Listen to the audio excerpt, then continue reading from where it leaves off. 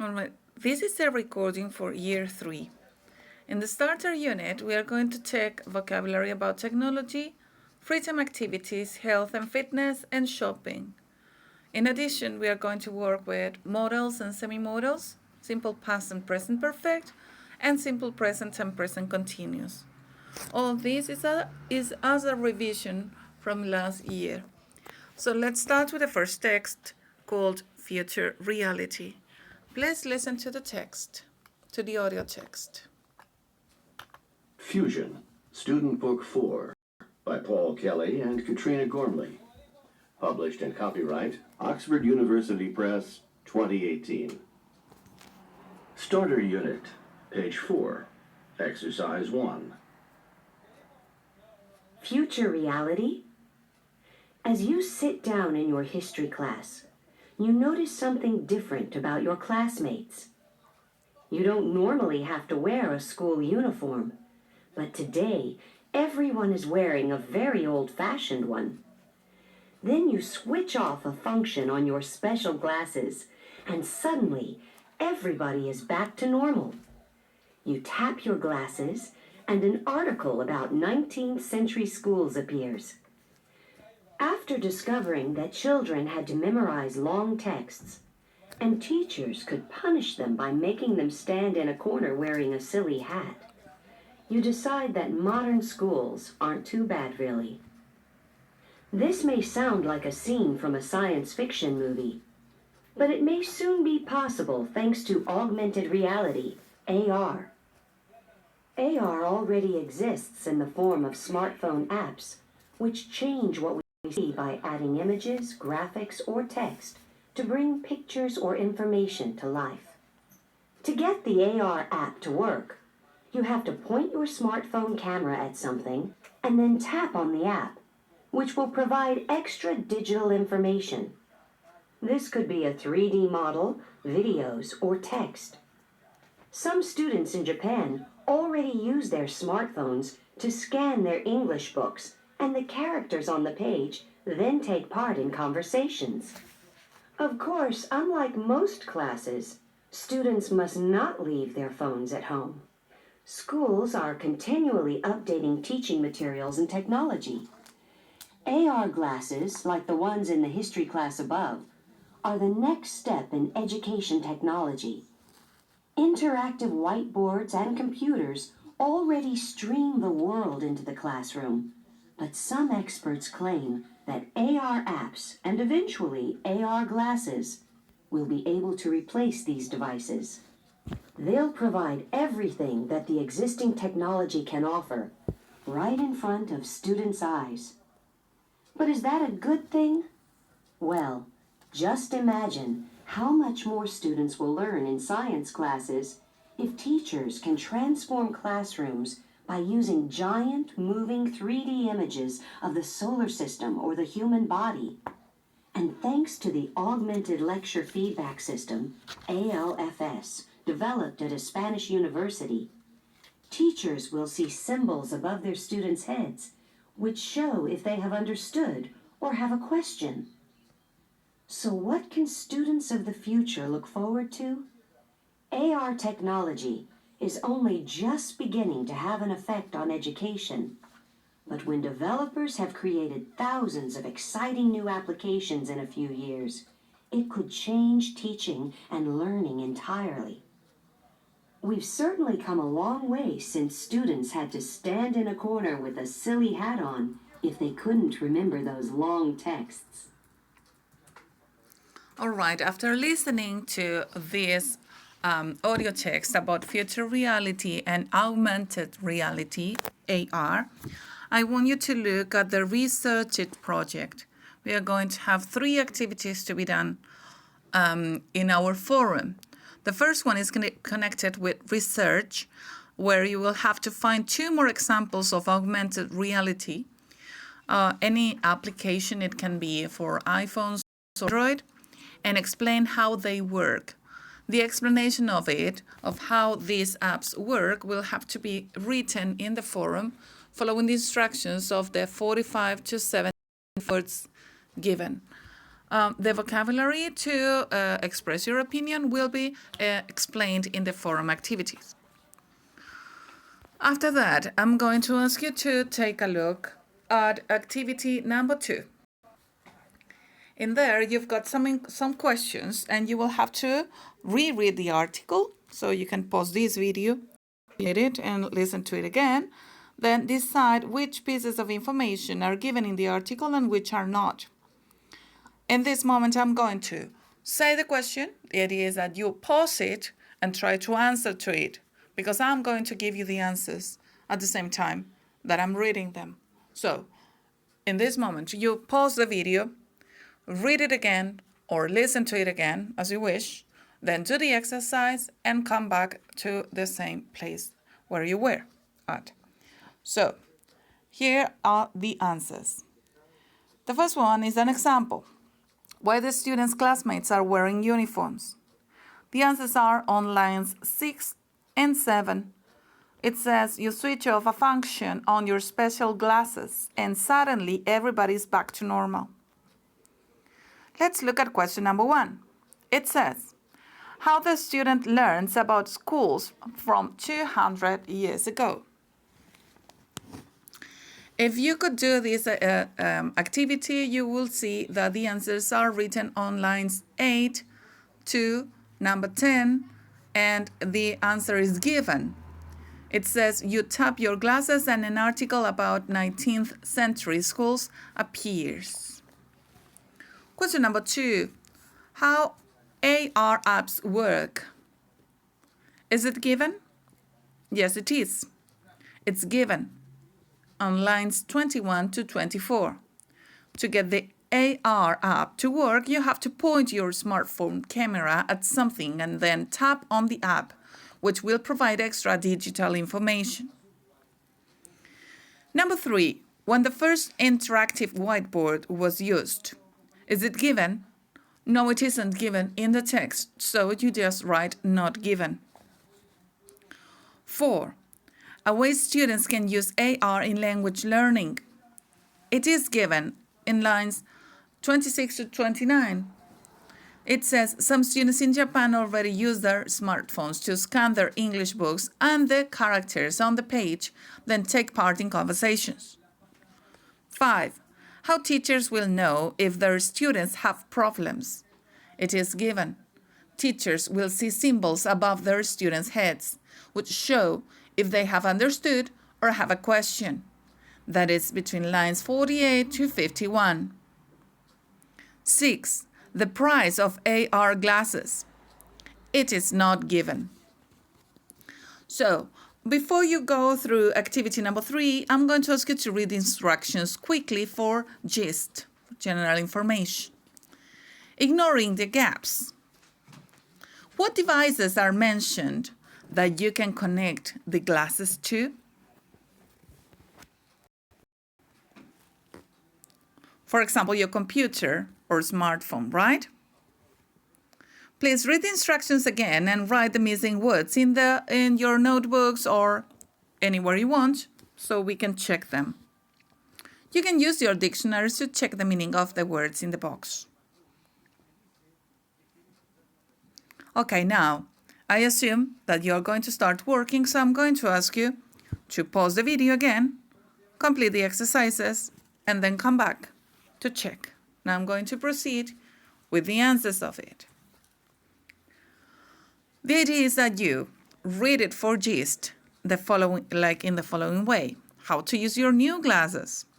Your glasses by the power button on the inside. 2. Websites and videos. You will need to download an app. This app automatically when new versions become available. To see text, touch or the right-hand side of your glasses lightly. 2. Move your finger up and down the right-hand side of your glasses, and 2. Move your finger from left to right in the same place. You will need to connect your smartphone to your friends or send pictures. 2. The battery. Connect the cable that comes with your glasses and to your computer or an electricity socket.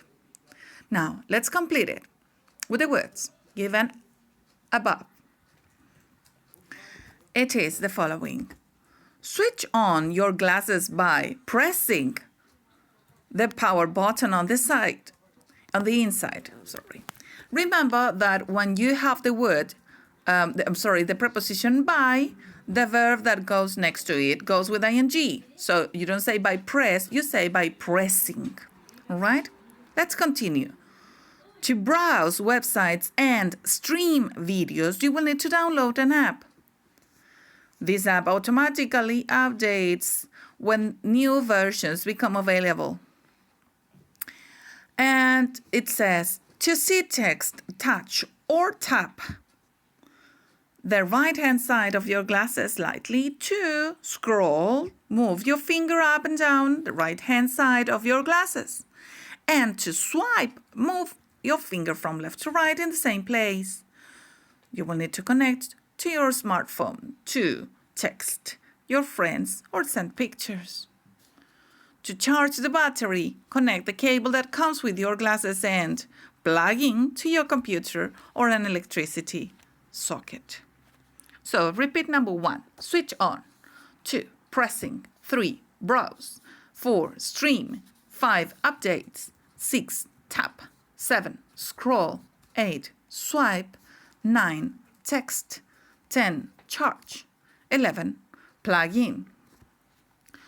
Talking about the research it box that we were talking before, the idea is that you can do the research online in class, at home in this case, using your phone, using your tablet or whatever you have for homework, and then you report it back following the instructions given in the forum of our application from the school. So the idea is that you can use the same vocabulary given to talk about your app. Now I'm going to go through the following page that is connected to grammar. These are a few things that you have already studied because it's something that you already know. If you go at the end of this PDF presentation, you will see that there is a grammar reference where you can see the starter unit modals and semi-modals explanation, remembering that we use them in combination with other verbs to express necessity, obligation, ability, permission, etc. We are going to pay attention to obligation. When you talk about an obligation in present, you use the verb have to, need to, or if it is a strong obligation, you use must. But if it is about a past obligation, you say have to or needed to. All right? When there is no obligation of doing something, no necessity of doing something, in present, you say don't or doesn't have to. I don't have to do something. Always an infinitive after that. Or don't or doesn't need to, where in this case you say it is not necessary, no obligation, all right? If it is about the past, you just change the auxiliary. Instead of saying don't or doesn't, like in present, you say didn't. So you say I didn't have to, or I didn't need to, all right? In that case, remember, it is for not necessary stuff. If you want to express ability and permission, in present, you can use can, is, are, allowed to. So, I can, and then the verb, or it is allowed to, or we are allowed to say that you are permitted to do something. In the past form, you can use a past of can, that is could, or you use the form of the verb to be in past for was or were, and again you say allowed to. So you can say that when you were little, you were allowed to do something, always infinitive, as I said. You can also talk about abilities or permissions for the future, like I will be able to, in the case of ability, for example, I will be able to swim better in the future if I train. Or in permission, I will be allowed to, plus an infinitive form of a verb. When it comes to prohibition, you say it in present, saying must not, or in the abbreviated format of mustn't. If you want to give some piece of advice, we use should or ought to. Remember that true modal verbs include can, could, must, and should. All right? So you always use the format given, like in the examples here. Other verbs have a similar function to modal verbs, but do not follow all the rules above. We call them semi-modals. This includes need to, have to, ought to, be allowed to, and be able to. If you look at activity number 4, it says read the sentences. Copy and complete the table with the correct underlined verb. So again, following the instruction just given, you can repeat it if you want to, or you can go to the grammar explanation at the end of the PDF presentation here. And you can pause the video, because now I'm going to give the answers. All right? It says, you don't normally have to wear a school uniform. Then, children had to memorize long texts. Teachers could punish students. You have to point your camera at something. Students must not leave their phones at home. AR glasses will be able to replace some devices, and they can offer the same thing. You should think about staying in education. Here you can see them divided. So do activity number 4, because now we are going to check. Number 1, for present obligation, we use have to, we use need to, and must. For past obligation, we use have to. For no obligation in the present, we use don't have to. For no obligation in the past, didn't have to. For prohibition, must not. Advice, you use should and ought to. Let's go with number 6 for ability and permission. In the past, had to. In the past, number 6, could. In the present, 7, can. In the future, will be able to. Please remember these sentences. For example, if I say, you, space, do your homework. Or I say, your homework, space, be late. Or for instance, if I say, you, space, do extra work, but it's a good idea. Focus on the 3 sentences I just gave you. Which one expresses an obligation? Which one expresses a prohibition? Which one expresses a no obligation? As you can see, when you say an obligation, it's the first one. You must do your homework in that case. For a prohibition, your homework must not be done late. And for no obligation, you don't have to do extra homework, but it's a good idea. So that applies for you. All right? Okay, so we are still taking a look at some exercises from the book. I'm not going to ask you to do them all. If you want to, you can do activity number 5 as well to continue practicing your activities for modals. Here you have to replace the words in italics with the correct modal verb. Sometimes there is more than one correct answer, of course. So if you look at the words in italics, you can replace them. For example, in number 1, you can say we have to, or we need to, or we must, depending on the school. Put our hands up when we want to speak in classes. What's your reality? Do you? Number 2, we should or we ought to, because that's for a piece of advice. Do at least 2 hours of study every evening. I don't think you have to. 3, we don't have to stay in the school building if we don't have a class. I'm not so sure about you.